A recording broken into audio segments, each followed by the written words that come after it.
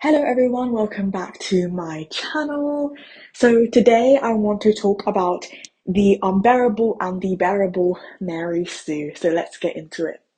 So I thought about this video topic while I was watching Love of the Divine Tree and just admiring the character of Ran Ran slash Muchen Ge and her moral righteousness. She is a Mary Sue, but I'm not going to use that as an insult. I actually think she's what I would call a bearable Mary Sue. She does everything out of the kindness of her own heart. And the things that she does aren't done to simply bolster her character in the face of all the villainy that we see in other characters, but rather just because they've written her character in a way that is simply noble and simply righteous. And I love that. When I compare her character with other female leads, such as Bai Chan in 10 Miles of Peach Blossoms, who simply outshines people because of her birthright rather than any special thing that she has associated with her personality, I find that to be an unbearable Mary Sue.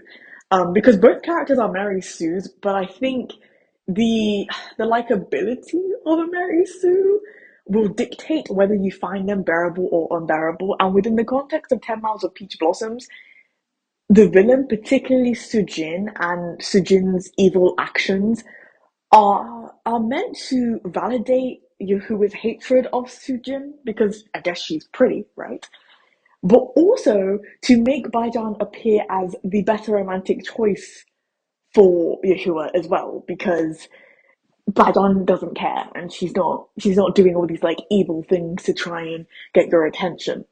And I think if not for the character of Sujin, I think I would probably be seeing Baijan in a more positive way. Although I do still think because of Baijan's personality, there's not that element of moral righteousness with regards to her character, and that's primarily because she kind of doesn't care unless it has to do with somebody that's done a really good thing to her. That's kind of when the emotions come out.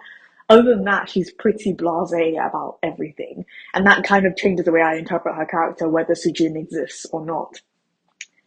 Then I'm also thinking about Blossoms in Adversity, which I only watched 6 episodes of last year, but I did end up dropping. And the reason why that drama annoyed me so much in the first 6 episodes was because it was very obvious that they were making every single character, particularly the female characters, seem absolutely incompetent and absolutely horrendous to make the female lead appear better. And that also adds to how unbearable a Mary Sue is.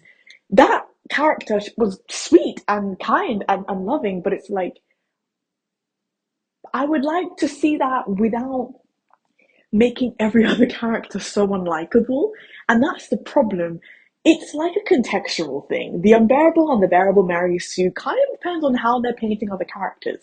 And I know that people could totally argue that in Love of the Divine Tree, you have all these villains. Like you have Muran Wan, who really hates her sister because she feels like her sister got everything and she got nothing.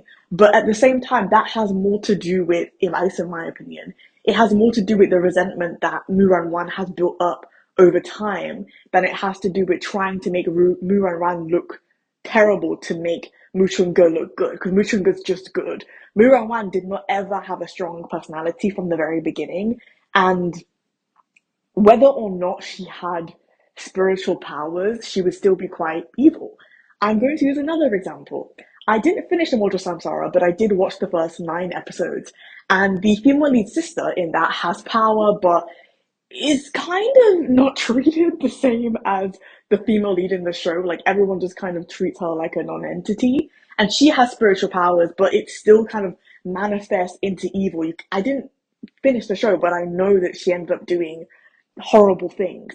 And so what I'm saying is that even in Love of the Divine Tree, even if Muraman did have power and her spiritual lines were not cut, she would still have built up resentment against her sister. And that has more to do with her and how her character is being drawn than it has to do with the female lead. And that's just simply a well-developed villain.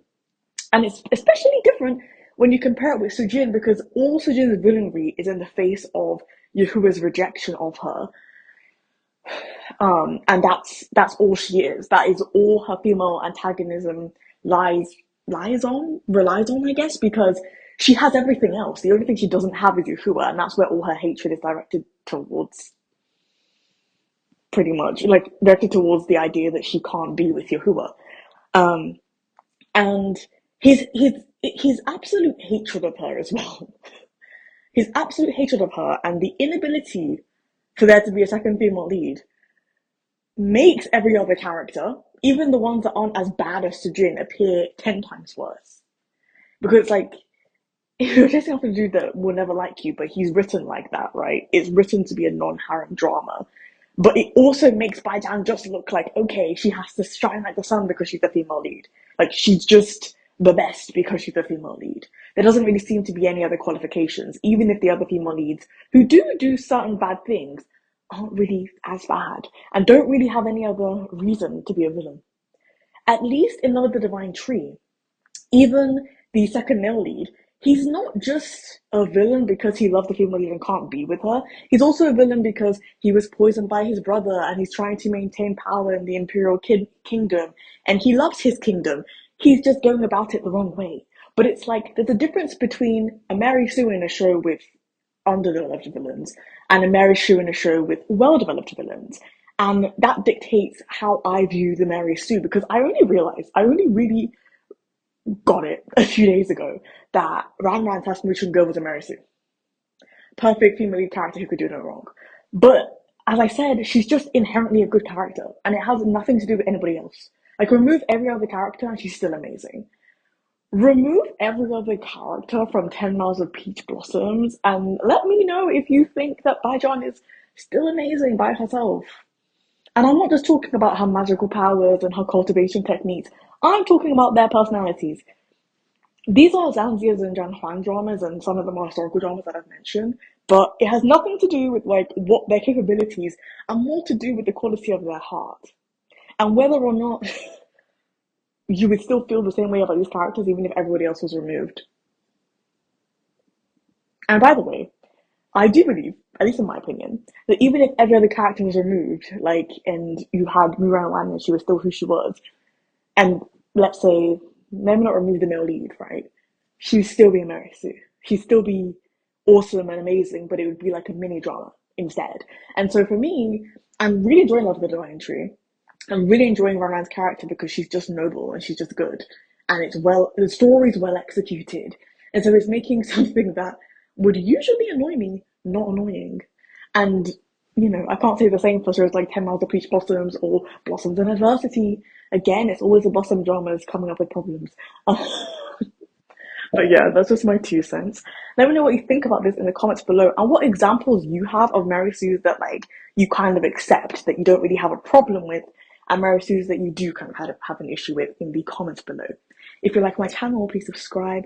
If you like this video, please hit the like button below. Thanks so much for listening. Bye bye.